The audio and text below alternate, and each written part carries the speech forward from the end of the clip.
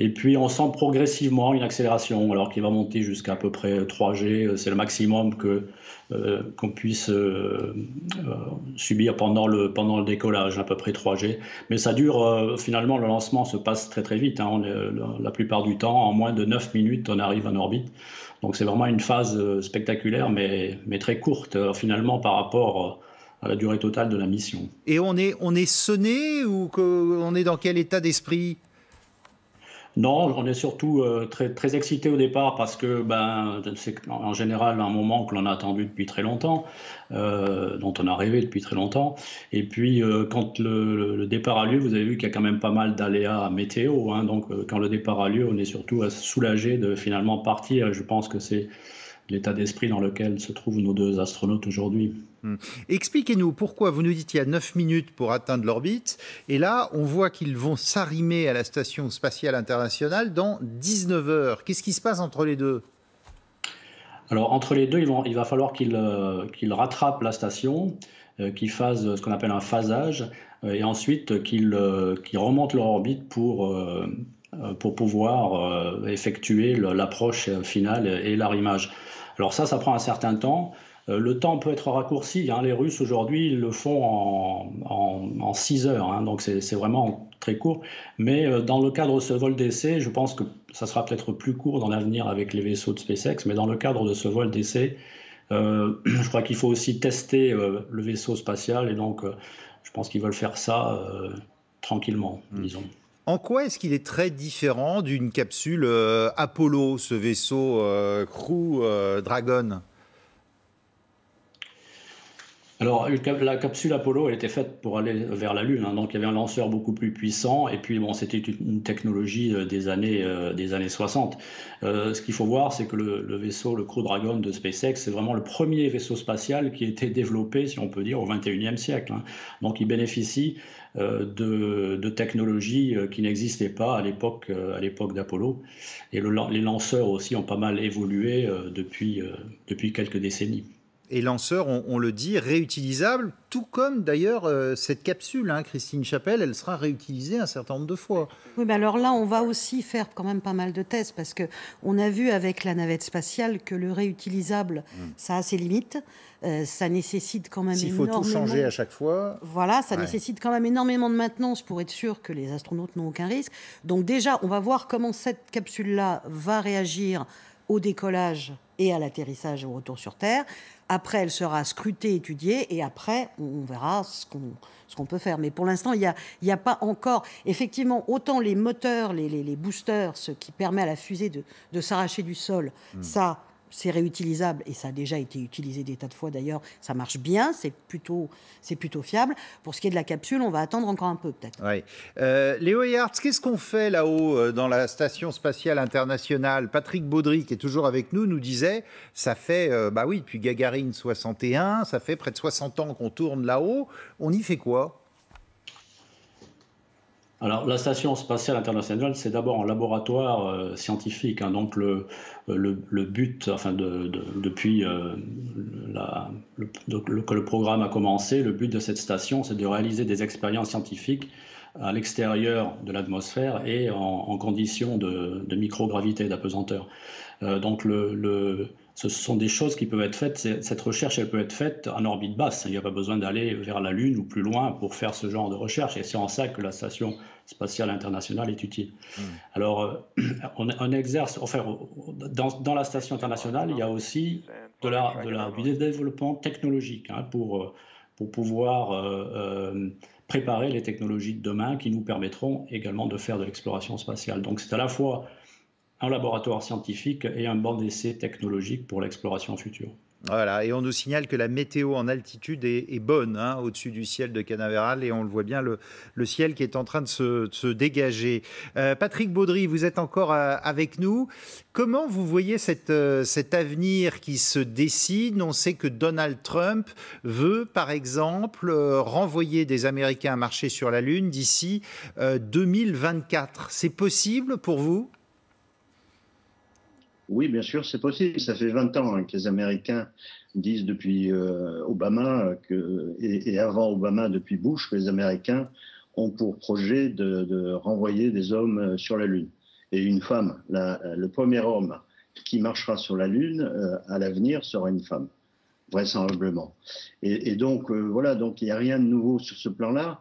Ce qui est nouveau, ce qui est vraiment intéressant avec cette capsule Crew Dragon, c'est que vraiment la technologie est complètement nouvelle. Il faudrait imaginer une 4L des années 50 et une Tesla d'aujourd'hui. Et là, on peut imaginer le gap technologique qui est entre les deux.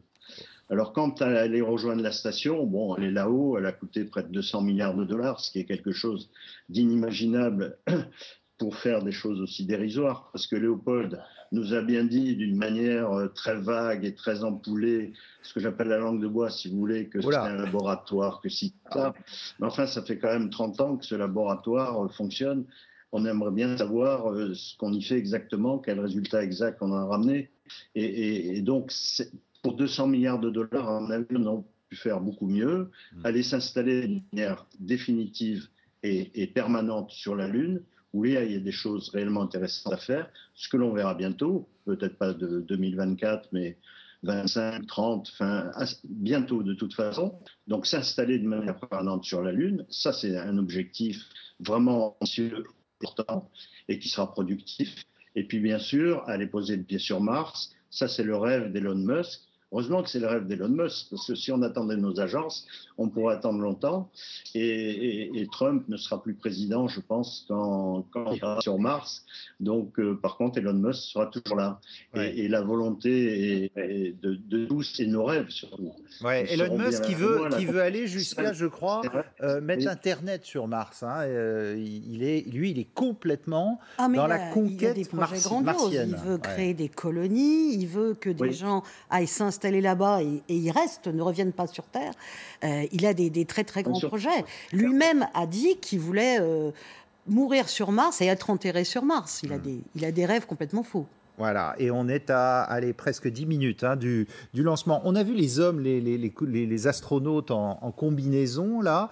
Là aussi, ça paraît beaucoup plus simple que les combinaisons des années 60 ou 70 du programme Apollo. Alors oui, complètement. On est vraiment comme avec cette capsule dans l'ère au XXIe siècle. J'ai lu qu'il 6 ans de développement pour faire ces scaphandres, qui ne sont que des scaphandres, si je puis dire, intravéhiculaires, qui ne serviraient qu'à protéger en fait les astronautes en cas de dépressurisation de la cabine. Pas pour sortir. Mais pas pour sortir. En fait, ils pourraient effectuer un transfert de cabine à cabine dans le vide, mais pas rester très longtemps. Mais surtout, on voit en fait les efforts en matière d'ergonomie, enfin même dans les tissus, c'est très très impressionnant en fait. Il y a aussi une différence, c'est qu'à l'époque des missions Apollo, on ne connaissait pas encore très bien les effets de l'accélération de l'espace sur le corps humain. Aussi. Des radiations solaires, des rayons cosmiques. Il y avait encore beaucoup de choses qu'on ne savait pas.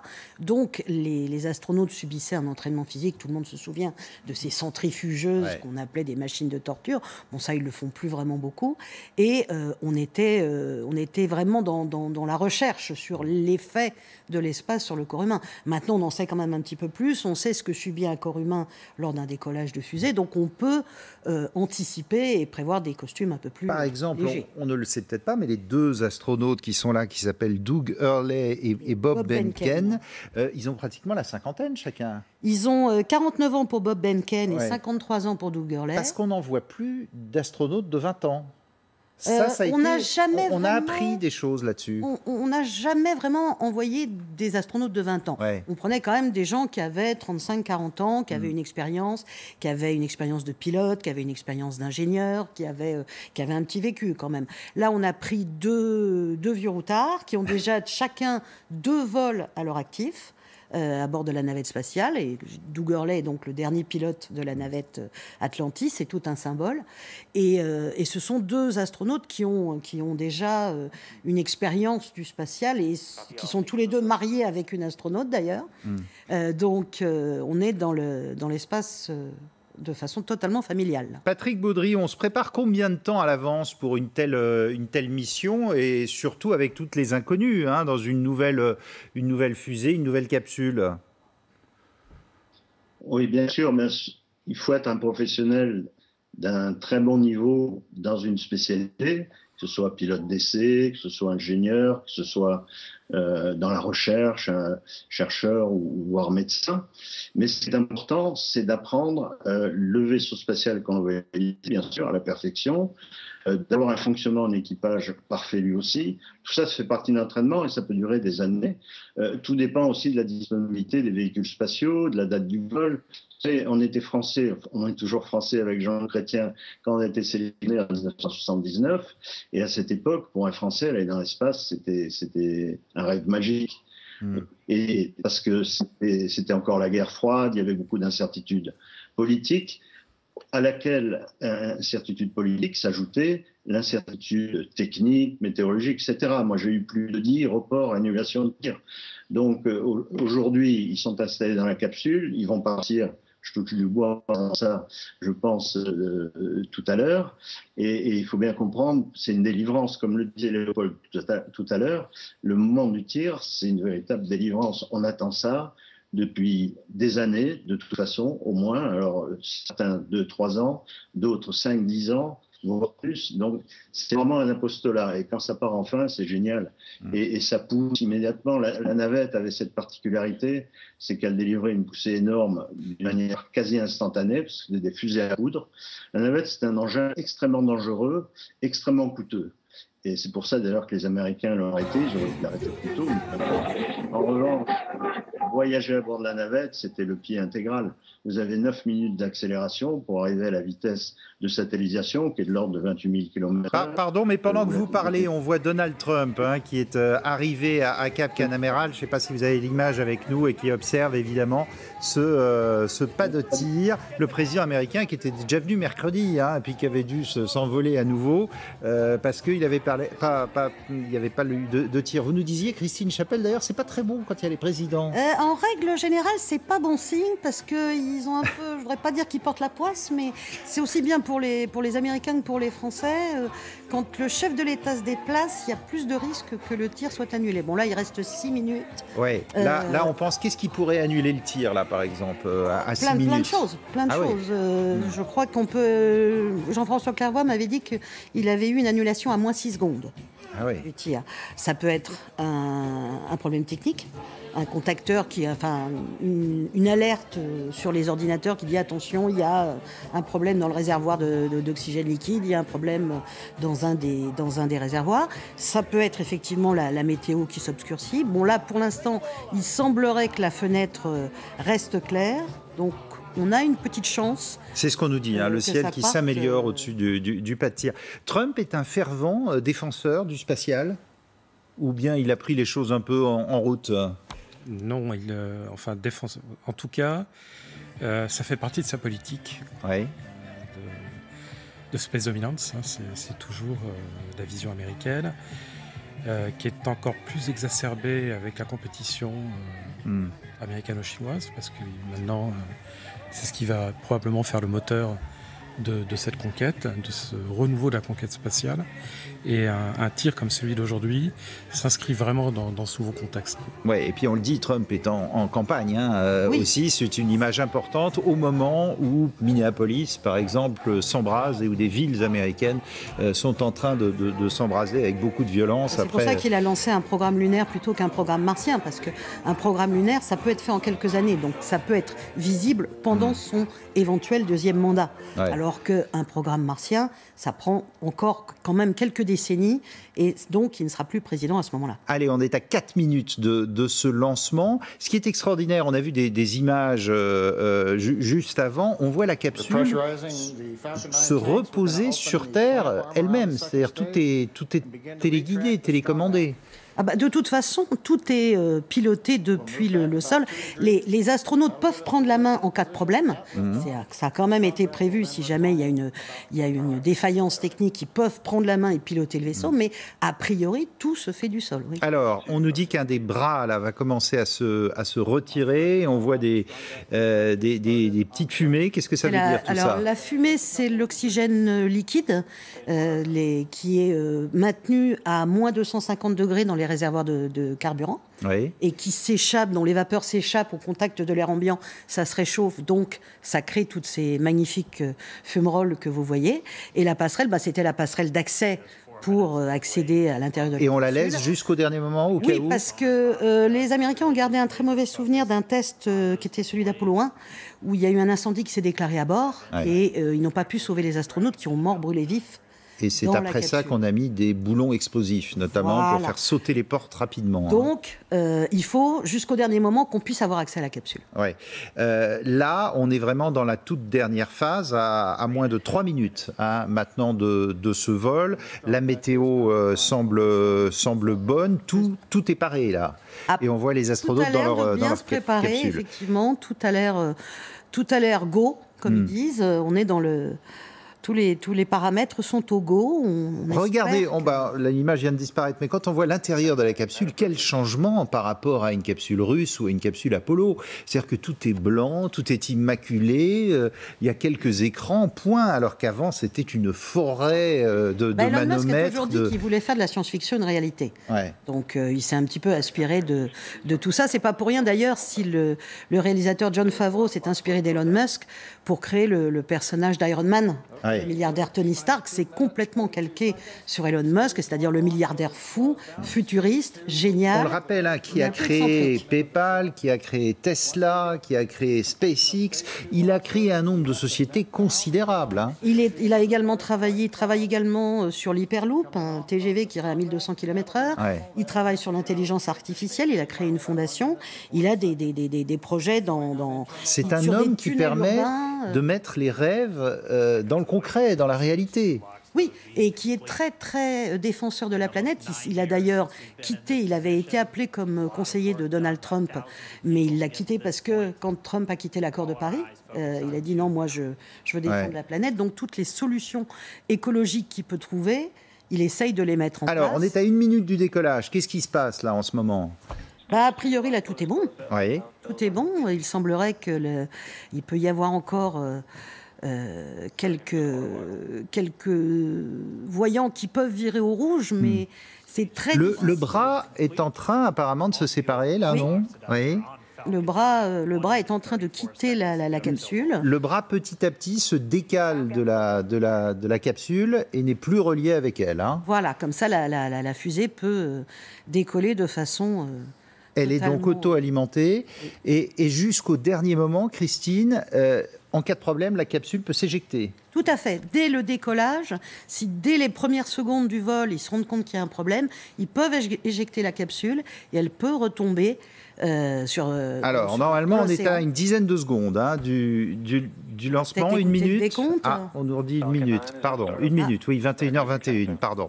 On va vous faire vivre, évidemment, ce décompte, ce compte à rebours en direct sur LCI.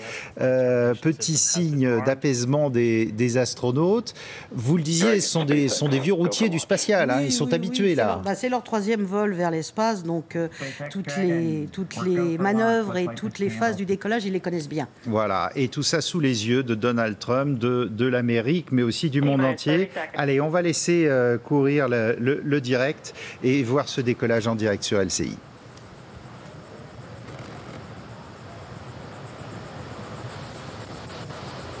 Stage 1 tanks pressing for flight. T-minus 15 seconds. 10, 9, 8, 7, 6, 5, 4, 3, 2, 1, 0. Ignition.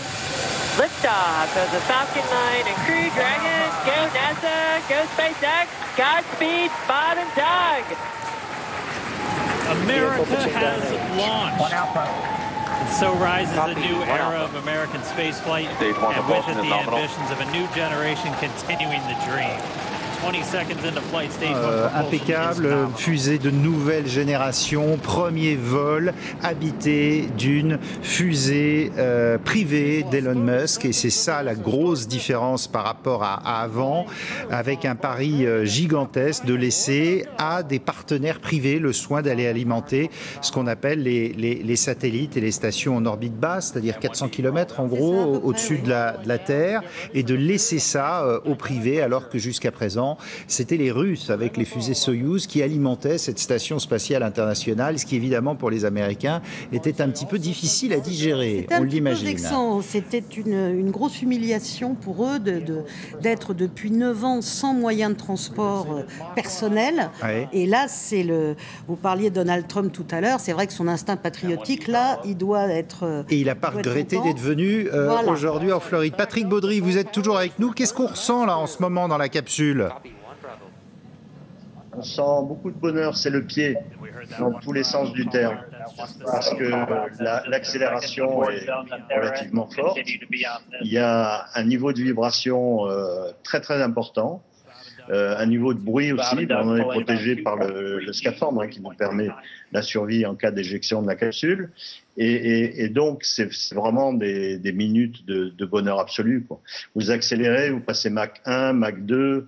Là, en ce moment, je n'ai pas le décompte, là, mais ils sont à peu près... On voit le moteur se détacher, hein. On voit le moteur ou le premier étage peut-être qui s'est détaché. C'est normal, ça. Ça fait partie de Christine, ça fait partie ça fait partie de la configuration classique d'un vol.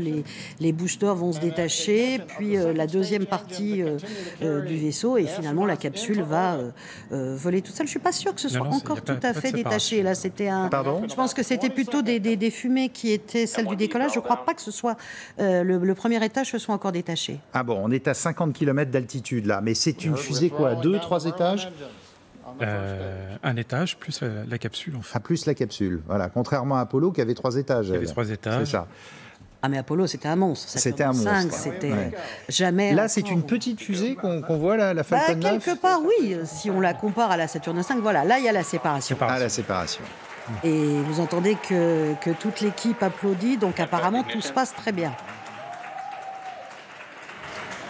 Et est-ce que les astronautes, là, ont la main sur quelque chose ou tout est automatique? Pour l'instant, ils font que de la vérification. Mais ils peuvent prendre la main si jamais il y a un problème. Mais pour l'instant, c'est au sol que ça se fait. Eux vérifient quand même que les paramètres de la Terre sont bien conformes à ceux que eux ont. Oui. On va vérifier qu'il n'y a pas de décalage. Mais a priori, pour l'instant, tout se passe très bien. Vous voyez qu'ils utilisent, on les a vus toucher un peu le fameux écran tactile. C'est extraordinaire parce qu'ils n'ont que les écrans devant eux. La capsule est pratiquement vide. Ils n'ont plus de manche, il n'y a plus de... C'est presque comme une voiture autonome, quoi. Ils attendent que ça se passe pour arriver Tesla, sur leur orbite. C'est comme dans une Tesla, on pourrait dire. Mais de la même manière qu'on dit que plus tard, quand il y aura des véhicules autonomes, il faudra quand même que le conducteur garde un œil sur la route et garde la main, là c'est pareil, il faut qu'il garde un œil sur la route et sur les appareils pour vérifier que tout se passe. Patrick Baudry, est-ce que ça vous étonne cette capsule high-tech où on voit les astronautes contrôler des iPads et puis tout se déroule tout à fait normalement, quoi? Oui, bien sûr, mais dans cette phase, si vous voulez, l'équipage n'intervient qu'en cas de problème grave.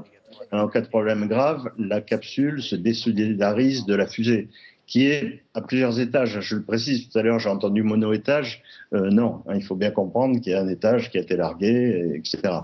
Donc, les astronautes, ils sont prêts à réagir en cas de problème. Et l'avantage avec les nouvelles technologies, bien sûr, c'est qu'on a un écran, comme sur nos Airbus, tous les Airbus qu'on a développés. Et on n'a plus besoin de ces boutons, de ces manches... si vous voulez, par rapport au Soyouz qu'on utilise avec les Russes aujourd'hui, le Soyouz est un appareil d'une génération assez ancienne, puisque ça date des années 70. Et bien sûr, l'intérieur est complètement différent. On est environné de boutons, toutes sortes, de lumière, de voyants. Enfin, c'est un petit peu comme le Concorde. Le Concorde était un avion où il y avait une multitude de boutons, d'interrupteurs, de voyants, de contrôle, etc. Et là, c'est vrai, pardonnez-moi, je vous coupe, mais quand on voit l'image de gauche, on a l'impression d'être dans 2001, l'Odyssée de l'espace. Tout paraît si simple, même les combinaisons sont designées, on a l'impression que c'est ultra moderne. c'est une question de décor, parce que les costumes sont modernes, les scaphandres de survie en cas de dépressurisation sont faits avec des matériaux, des espèces de tissus beaucoup plus résistants que les matériaux disponibles à cette époque. Donc tout ça, c'est du décor, mais ça ne change en rien le rôle de l'équipage. Si vous voulez, nous, on regarde comment se déroulent les choses, c'est des divergences, au sol aussi, ils sont en contact avec le sol, donc c'est exactement le même rôle et les mêmes fonctions que lors d'un tir sur la navette ou d'Apollo ou du Soyouz. C'est simplement, comme vous le dites, le décor qui est moderne, qui est vraiment de nos jours, et c'est quelque chose de très, très beau, quoi. Ils sont à plus de 200 km de la Terre et on voit ça en direct tout à fait normalement à la télévision. La grosse différence aussi, Patrick Baudry, c'est que tout ça est réutilisable. Tout ça est réutilisable. La cabine la capsule sera, je pense, certainement réutilisée après expertise et refurbishment. Et pour ce qui concerne la fusée Falcon 9, le premier étage qui va atterrir dans pas longtemps d'ailleurs sera également réutilisé. Et regardez ces manière images à baisser les coûts, de la planète, hein, pendant que vous parlez, pardonnez-moi, mais on voit très bien se dessiner la Terre derrière les moteurs et derrière les étages. C'est quand même assez formidable. Oui, ils sont à peu près à 80 km, 90 km d'altitude, et donc on commence à bien discerner la rotondité de la Terre, et surtout cet isolement total de cette planète qui est majestueuse, qui est magnifique, sur le noir absolu de l'espace. À partir de, disons, 70-80 km, on commence à avoir cette vision qui est vraiment très très belle. Quand vous étiez, vous, dans votre vaisseau, on pense à quoi à ce moment-là? Ça y est, c'est fait, le rêve de ma vie qui s'accomplit? Oui, d'une part, enfin ça, on a le temps d'y penser avant, après, pendant, etc. Non, surtout pendant le lancement. Comme je vous l'ai dit, quand les moteurs s'allument enfin, c'est vraiment une délivrance, hein, c'est enfin on y va, alors que j'ai eu un certain nombre de reports d'annulation de tir. Et puis ensuite, on en profite, quoi, parce que ça accélère. On passe Mach 1, Mach 2, Mach 3, Mach 10. Normalement, en Mirage, on s'arrête à Mach 2, si vous voulez. Donc ouais. là, vraiment, c'est le pied intégral. Ça continue à accélérer, donc on en profite. Ce sont des moments merveilleux, avec une accélération de plus en plus forte au fur et à mesure que le lanceur s'allège, c'est-à-dire consomme son carburant. Donc, ce sont des moments, je dirais, chaque seconde est importante. Il n'y a pas un moment particulier, sinon le moment de l'allumage, hein, où on s'arrache du sol. Et j'ai fait un enregistrement. Moi, j'avais amené un petit magnétophone en perruque, en cachette, dans mon scaphandre, dans la poche de mon scaphandre, et j'ai enregistré toutes mes impressions pendant le lancement. Et vous pouvez trouver ça sur YouTube. N'importe où, voilà. Et puis alors, vous pouvez entendre ce qu'on a vu pendant le lancement. On a vu une double image, puis ça vient de sauter.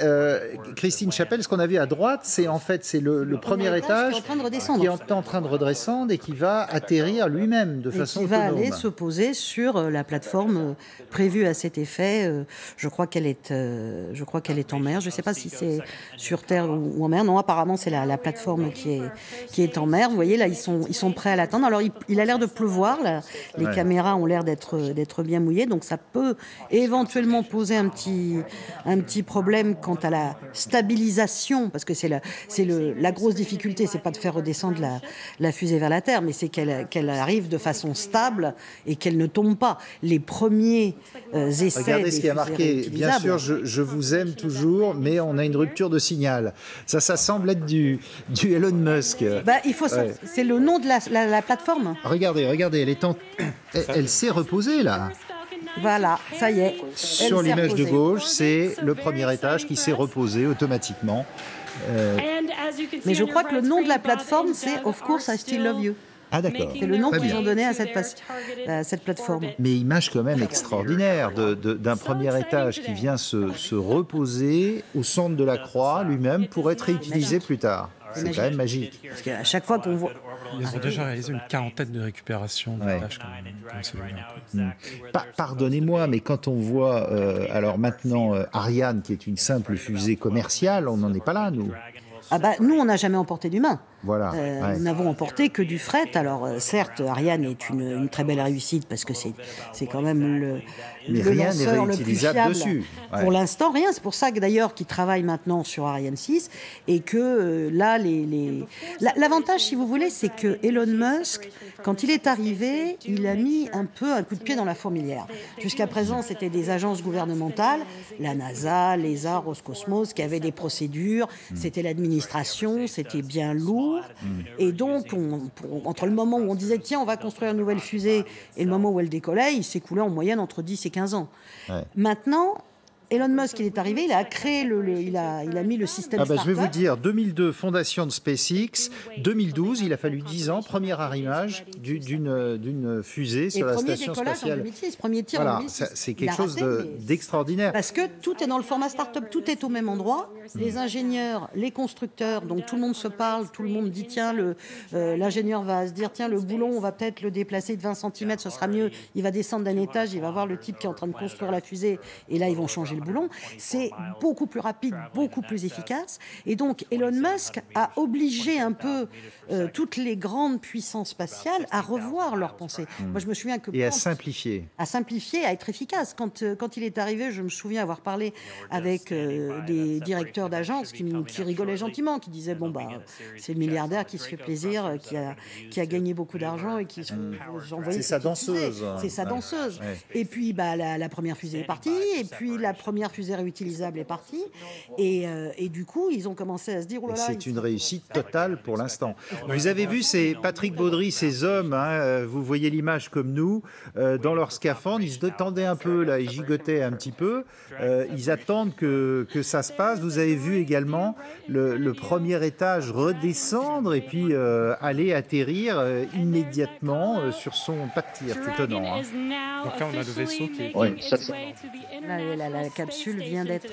La capsule est en orbite, là. Oui, ils sont en orbite, là, maintenant.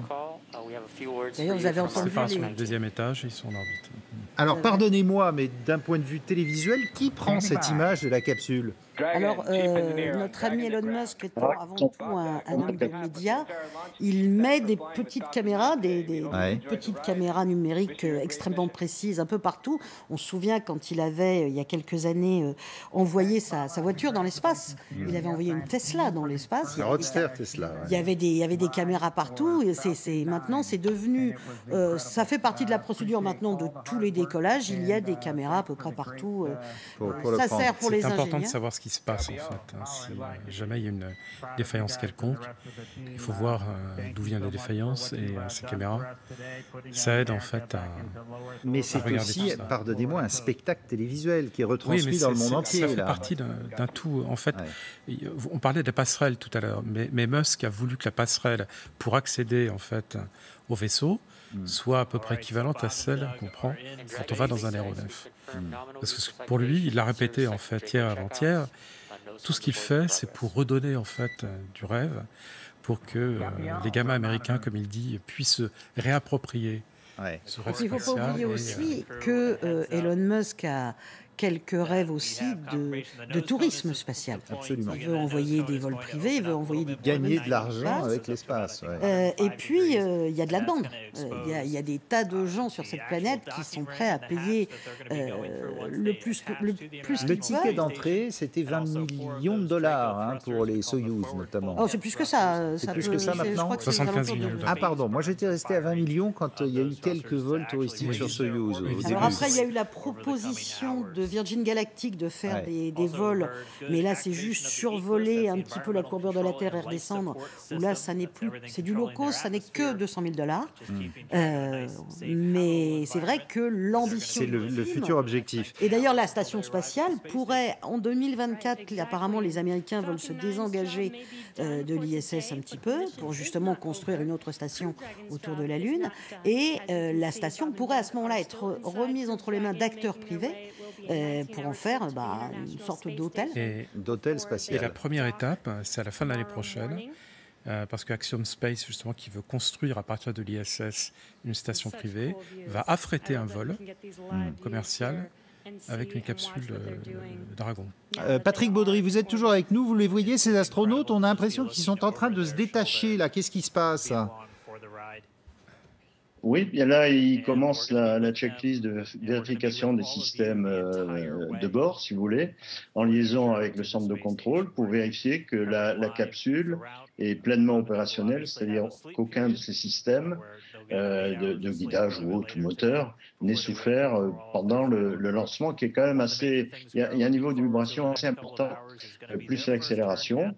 Donc, après avoir fait les vérifications, ce qui leur prendra à peu près 20 minutes, 30 minutes, le temps d'aller de l'autre côté de la Terre, à ce moment-là, eh bien, le Crew Dragon sera déclaré apte au vol, en état parfait, et là, ils commenceront leur mission spatiale, leur mission d'essai, comme l'a rappelé Léopold Eyart tout à l'heure, leur vraie mission. La mission commencera. Pour l'instant, ils vérifient le vaisseau spatial pour être certain qu'il n'a pas souffert pendant le lancement. Ouais. À partir de quand est-ce qu'on commence à se sentir plus léger ? Ça va très vite ? Ah ben là, normalement, là, il est interdit dans la procédure, on ne se détache pas. Je vous avoue, moi, quand on est arrivé à ce stade, je me suis détaché et j'étais regarder la Terre. Parce que c'est quand même quelque chose qu'on attend depuis longtemps. Et puis, il ne peut rien se passer, si vous voulez. Hein. Personne ne va entrer. Vous pouvez... Enfin, qu'est-ce qui peut se passer ? Vous êtes un projectile dans l'espace. Ce qu'il faut bien comprendre, un lanceur, c'est un système, c'est donc une fusée, qui permet d'accélérer un mobile, la capsule en l'occurrence, jusqu'à une vitesse qui lui permet d'être satellisé autour de la Terre.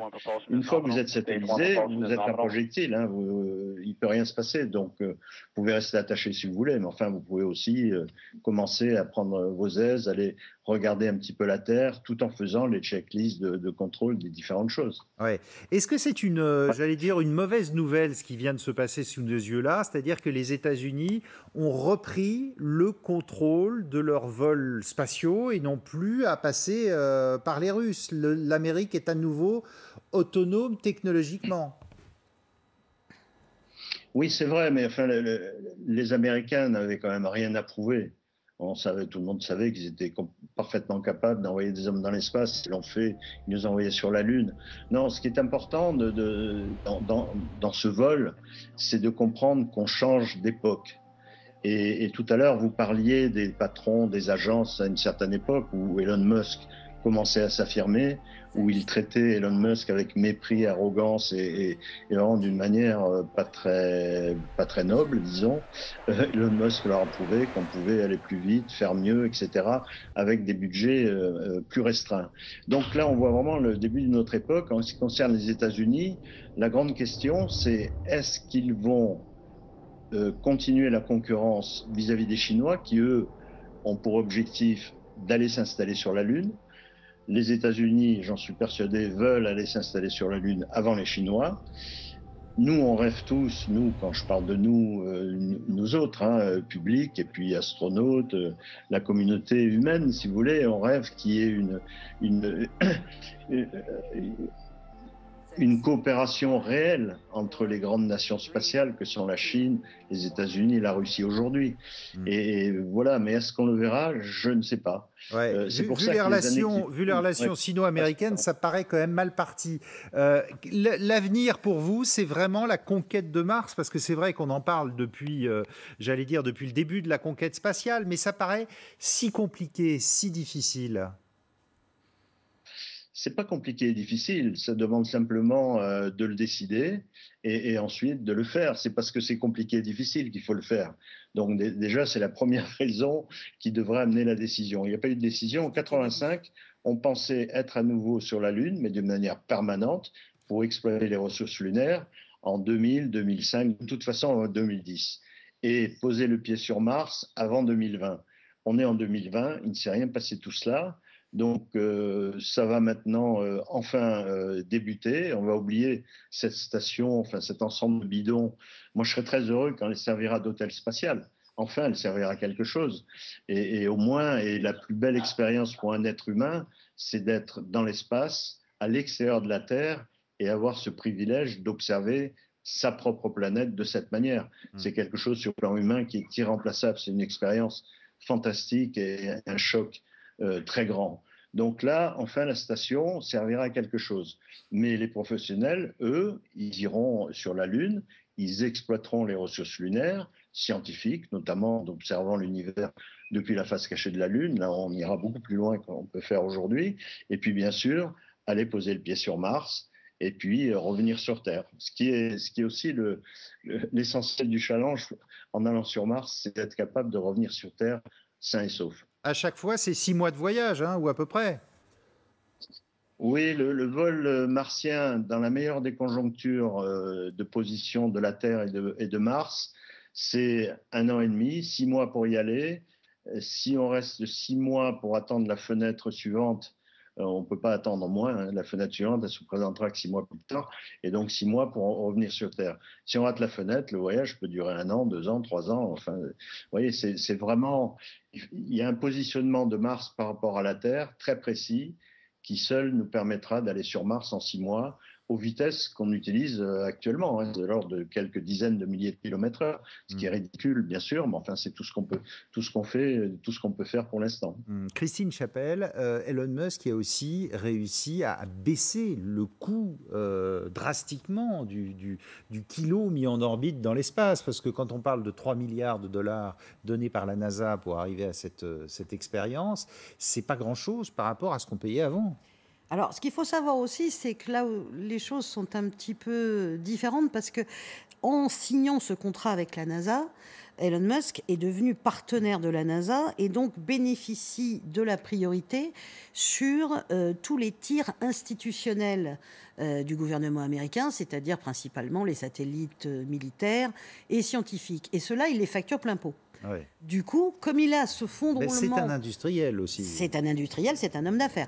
Donc justement, parce qu'il a ce fonds de roulement qui lui permet de gagner de l'argent, il peut se permettre pour les vols privés de baisser un peu les tarifs. Et d'ailleurs, Stéphane Israël, le président d'Arianespace, il y a 2 ans, avait poussé un petit coup de gueule auprès de la Commission européenne en disant « Arrêtez d'envoyer vos satellites militaires ou scientifiques à bord de fusées russes, envoyez-les avec des Ariane. Donnez-nous la priorité, donnez la priorité à la fusée européenne, parce que sinon on n'est pas compétitif. » Alors, Donald Trump est sur place, le président américain qui, lors du lancement, a jugé le décollage incroyable, de vrai génie. Personne ne fait cela comme nous, a-t-il estimé. L'une des choses les plus importantes que nous ayons jamais faites, dit-il. Là, on est vraiment dans le America First. Hein. Tout ce que fait Trump est forcément mieux que ses prédécesseurs. Et encore une fois, il est en réélection en ce moment même et en compétition totale avec la Chine. Et ça aussi, ce sont des images importantes pour lui. D'autant plus qu'on parlait tout à l'heure du retour vers la Lune. D'un point de vue droit international, la Lune n'appartient à personne. Aucun État ne peut revendiquer la propriété de la Lune. Mais ce sont quand même les Américains qui se sont posés les premiers dessus. Et Trump a commencé à vouloir retourner vers la Lune, c'est quand il a entendu que les Chinois étaient prêts à y aller, et que là, il s'est dit j'aimerais mieux que quand ils arrivent, ils nous trouvent sur place, qui ne considèrent pas le terrain comme acquis. Je crois que Philippe Coué, qui connaît très bien le spatial chinois, peut nous en parler. Oui, complètement. Et puis, donc la Chine veut aller sur la Lune et s'installer. Il ne cesse de dire aux Américains, vous y êtes passés, nous, on va rester. Et je voudrais en fait aussi rappeler... Ils ont fait pousser des laitues sur la Lune, les Chinois. Pas encore, mais... Pas encore ? Ah bon, je croyais que c'était fait. Mais ce que je voulais rappeler, il y a eu lundi dernier, donc c'est encore très récent, une rencontre entre Vladimir Poutine et puis Xi Jinping, où ils ont décidé en fait de mutualiser leurs moyens astronautiques pour créer sur la Lune 2 bases lunaires, où Chinois et Russes vont s'entendre pour cet objectif-là. Donc on voit bien dans quel contexte on est en train de s'orienter. Chinois et Russes d'un côté, Américains de l'autre. C'est apparemment ce qui est en train de se passer. Et pour l'instant, les Américains envisagent plutôt de créer une deuxième station en orbite autour de la Lune, le Gateway, et qui ferait des allers-retours vers le sol. Ça, ce sera la première étape. Après, peut-être qu'il y aura effectivement des modules sur la Lune. Mais alors, j'allais vous dire, la Lune, pourquoi faire? On l'a quittée dans les années 70 parce qu'on s'est aperçu que ça coûtait très cher. Mais parce qu'on sait beaucoup plus de choses maintenant. Ouais. Parce qu'il ne faut quand même pas oublier le contexte. Dans les années 60, c'était la course à l'espace avec les Russes. Donc, le but, c'était de battre les Russes. Bon, une fois que les Américains sont arrivés sur la Lune, bon, ils étaient contents, ils étaient les premiers. Ils ont fait un petit peu de science, histoire de dire qu'ils n'étaient pas venus pour rien. Mais globalement, à part poser quelques capteurs et prendre des échantillons, ils n'ont pas fait grand-chose. Tout ce qu'on a appris de la composition de la Lune, de sa structure interne, de ses ressources, c'est venu après avec tous les vols robotisés, toutes les capsules automatiques qu'on a envoyées vers la Lune. C'est comme ça qu'on a trouvé qu'il y avait de l'eau, c'est comme ça qu'on a trouvé qu'il y avait différents métaux comme les terres rares qui pourraient être très utiles pour les batteries de nos smartphones. Donc il y en a qui rêvent d'exploitation minière de la Lune. Il y a ce mythique hélium 4 qui pourrait être hélium 3, pardon, merci Philippe, qui pourrait être une source d'énergie assez intéressante. Faire une espèce de station-service pour les fusées pour aller plus loin encore. Donc, et pourquoi pas Mars? Il y a plein de projets. Donc, du coup, maintenant, on se dit, on a 50 ans au passé, notre technologie a avancé, on en sait beaucoup plus sur la composition de la Lune et sur ce qu'on peut y faire. Donc là, ça vaut vraiment le coup d'y retourner et d'y retourner pour vraiment faire quelque chose, pas juste pour planter un drapeau. La Chine considère que la puissance dominante au XXIe siècle sera celle qui saura intégrer dans son économie la gestion en fait d'un corps céleste, en l'occurrence la Lune. Et il y a eu en fait un certain nombre de colloques en Chine pour en fait élaborer une sorte de zone économique Terre-Lune. Donc la Chine a vraiment un programme à long terme d'exploration automatique, d'exploration habitée et pour s'y installer, pour la science, pour en fait... Mais on n'est plus dans la propagande pure, là. On n'est plus dans la com. On est vraiment à aller plus loin, l'exploitation de l'espace. Il y aura toujours un aspect en fait géopolitique. C'est absolument fondamental. Ouais. Il y a une rivalité, il y a c'est ce qui nous fait avancer. Un positionnement, il y a une image en fait à construire d'une puissance chinoise, peut-être d'un retour aussi de la Russie aux premières loges. Mais il y a bien une volonté chinoise d'investir la Lune. Et c'est ce qui a, à mon avis, accéléré côté américain le retour vers la Lune. Patrick Baudry, vous êtes toujours avec nous. On va se quitter dans peu de temps, mais il va se passer 19 heures maintenant avant que les astronautes dans la capsule s'arriment à la Station spatiale internationale. Qu'est-ce qu'ils vont faire là pendant ces 19 heures ? Je vous dis ça tout de suite, mais si je peux revenir sur la géopolitique, ouais. Poutine semblait se désintéresser un petit peu des vols spatiaux à côté, parce qu'en fait, il ne se passait rien. Poutine est quelqu'un d'intelligent, il a compris que cette station, c'était une occasion pour eux de rassembler quelques millions de dollars de temps en temps, et un point, c'est tout. Maintenant, les choses vont devenir à nouveau excitantes. Donc, ils se rapprochent de la Chine, bien sûr. Ils ont des technologies qui sont aujourd'hui assez proches. Et ils ont compris qu'à eux deux, ils pourraient effectivement, non pas menacer les Américains, mais être des réels concurrents des Américains. Donc, c'est intéressant vraiment de suivre tout ce qui va se produire. Mais les Chinois, eux, ont annoncé depuis fort longtemps que leur objectif était la Lune. Donc, il n'y a rien de nouveau là-dessus. Qu'ils le fassent d'une manière encore plus puissante, mieux organisée avec les Russes, ça sera quelque chose de passionnant. Et on verra comment les Américains vont réagir. Heureusement, les Américains ont un visionnaire comme Elon Musk, parce que à chaque fois que j'entends parler d'Elon Musk comme le milliardaire Elon Musk, ça me fait sourire. En fait, c'est le visionnaire Elon Musk. C'est ce qu'il faut bien comprendre. Donc, tant qu'il y aura des gens de cette trempe, les dés seront sans arrêt relancés et les choses seront passionnantes. On va enfin avancer. Ça va être génial. Alors, voilà. Pour répondre à votre question, oui, d'un mot, en ce moment, oui, simplement en ce moment, je l'ai dit, ils ont vérifié les systèmes principaux de la capsule. Et maintenant, je pense qu'ils sont sur le point d'avoir le go de Houston, parce que le centre de contrôle est à Houston, le centre de lancement est à Kennedy Space Center, Cap Canaveral, mais le contrôle se fait depuis Houston, et ils vont donc commencer la mission, la préparation de se mettre sur l'orbite, parce que là ils sont sur une orbite qui est encore une orbite de transfert.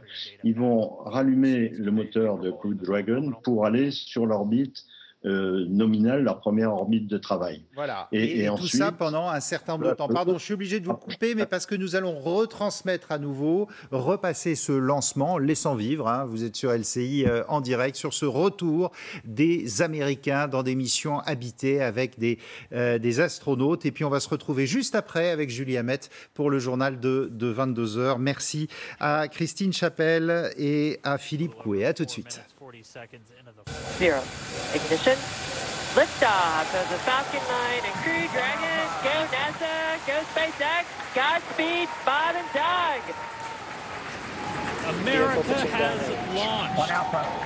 And so rises a new era of American spaceflight, and with it the ambitions of a new generation continuing the dream. 20 seconds into flight, stage 1 propulsion is nominal.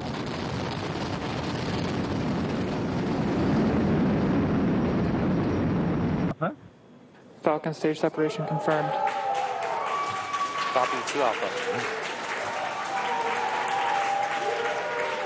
MVAC ignition.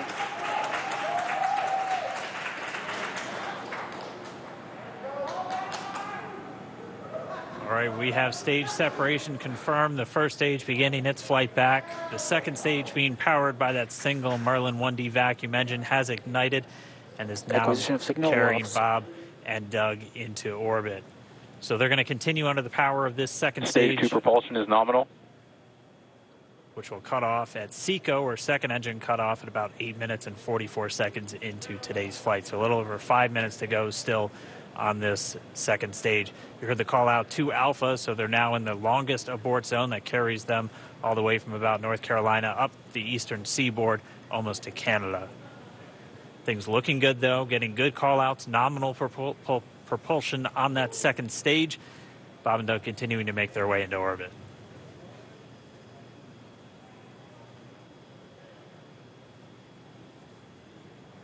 Dragon SpaceX, nominal trajectory.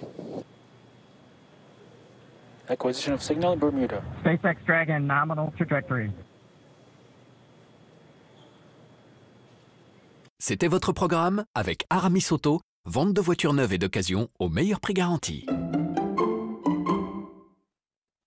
Redonnez du souffle à votre activité. C'était votre programme avec Serre France, partenaire de la performance des chefs d'entreprise.